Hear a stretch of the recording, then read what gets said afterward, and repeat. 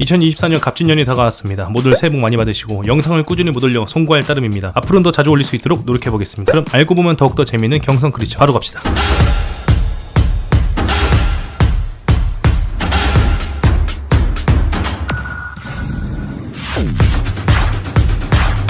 첫 번째, 극중 배경인 1945년은 우리나라가 일제강점기에서 해방되는 광복의 해입니다. 또한 작중 몇 번 언급됐던 도쿄 대공습이 있었던 해이기도 하죠. 역시 소문이 사실이었나 보네요.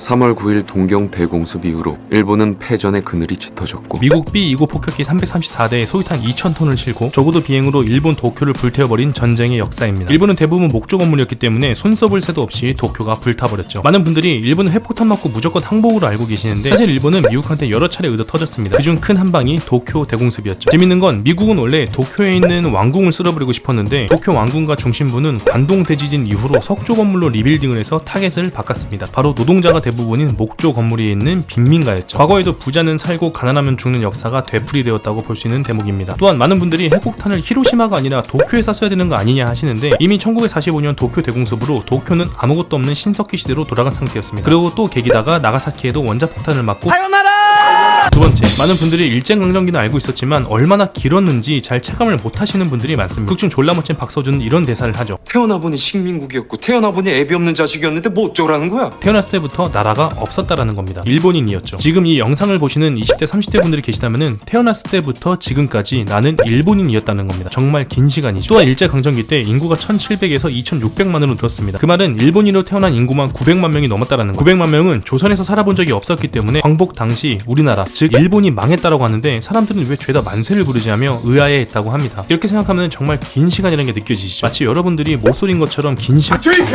번째, 극중 박서준은 바닥부터 올라 경성 최고의 인싸이자 최고의 부자가 됩니다. 아마 조선이었으면 노비 혹은 천민으로 태어났겠죠. 이런 말씀드리기 조심스럽긴 한데 조선이라는 나라의 체제에서는 절대 저희 측까지 성공이 불가능했을 겁니다. 조선이라는 나라는 같은 조선인을 노비로 부리는 유일무이한 나라였죠. 노예가 있는 국가들은 대부분 노예를 패전국 혹은 아프리카 흑인들을 삼는 데 반해 조선은 같은 조선인을 노비로 삼고 그 수 또한 조선 전체 인구의 절반가량이었습니다. 노비의 자녀는 노비고 노비는 절대 신분산생이 불가능했고 노비들을 거래하고 노비를 죽여도 문제가 되지 않았죠. 조선은 망해하는 나라가 맞았습니다. 그렇다고 일본이 잘했다라는 건 절대 아니죠. 내가 못 먹고 못 살고 부조리하다고 억지로 집문 열고 들어와서 두들겨 팬 다음에 이렇게 고쳐 저렇게 고쳐 내 말 들어 하라는 거는 오만이고 폭력이죠. 우리가 이런 일제강점기 드라마를 볼 때 빼앗긴 나라를 그리워해야 되는 것이지 조선의 체제를 그리워해서는 안 된다라고 생각을 합니다. 네, 제가 노비 출신이라 열폭했습니다. 넌 아닌 거 같냐? 네 번째, 아무래도 일제강점기 배경이 시대극이다 보니까 반일 드라마다 이런 말들이 굉장히 많은데 애초에 역사는 드라마로 배우면 안 됩니다. 다큐를 보셔야죠. 살짝만 생각해보시면은 바닥부터 올라간 경성 최고의 부자 박서준이 조선인이라는 이유만으로 일본인에게 폭행을 당하고 재산을 몰수당한다? 도와주시겠습니다. 聞き分けのない朝鮮人をちょっと指導しとるところです。面倒なことにならないよ。弟にしとけよ。 수장반!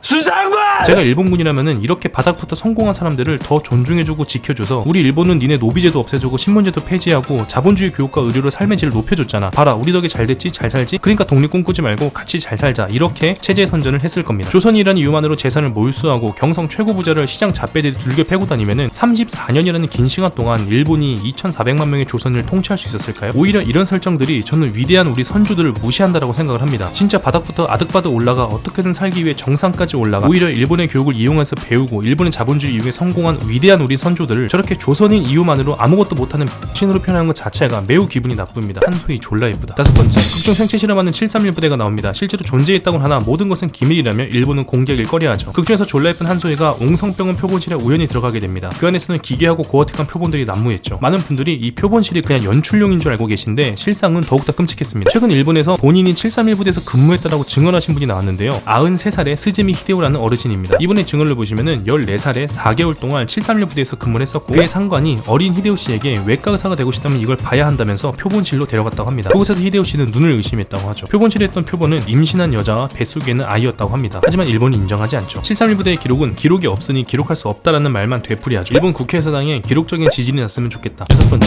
우리는 일제강점기 드라마를 자주 접합니다. 그리고 독립군 또한 자주 나오죠. 그런데 많은 분들이 독립군이 붙잡혀서 동료를 불고 조직도를 넘기는 걸 보시고 어떻게 저럴 수 있냐 이러시는데 계시는데 입장 바꿔서 전기의자, 손톱뽑기, 불고문 이런 걸 당하면요 여러분이라면 버틸 수 있으실까요? 이런 말씀드리긴 못하지만 저는 개쫄보라서 일단 독립군은 못할 것 같긴 하지만 독립운동을 했다고 가정하에 붙잡혀서 고문당한다라고 생각을 한다면은 저는 제 손톱 건드리려고 하면은 바로 대표님 이름이랑 집 주소 기밀작전 다 볼 겁니다. 그렇기 때문에 독립군으로 서거하신 분들은 대우받아 마땅하고 시간이 흐르더라도 절대 잊혀서는 안 됩니다. 대한독립 만세. 7번째, 극중에 그런 대사가 나옵니다. 애국단에 들어오라는 권동지의 제의도 번번이 거절하고 하나만 물읍시다.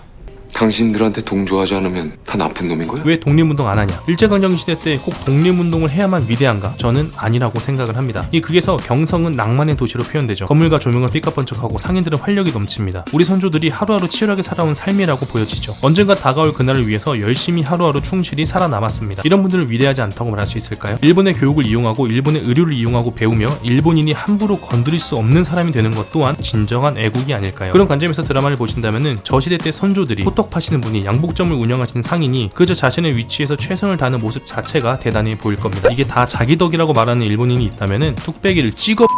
총평. 개인적으로 제작비 700억 투자를 너무 빨리 받지 않았나 싶은 드라마였습니다. 미리 700억을 땡겨받아서 그 돈에 맞춰서 안 터뜨려도 될 장면에 폭탄 터뜨리고 안 해도 될 총격전까지 난사한 거 보면은 제작비를 그냥 날로 먹었.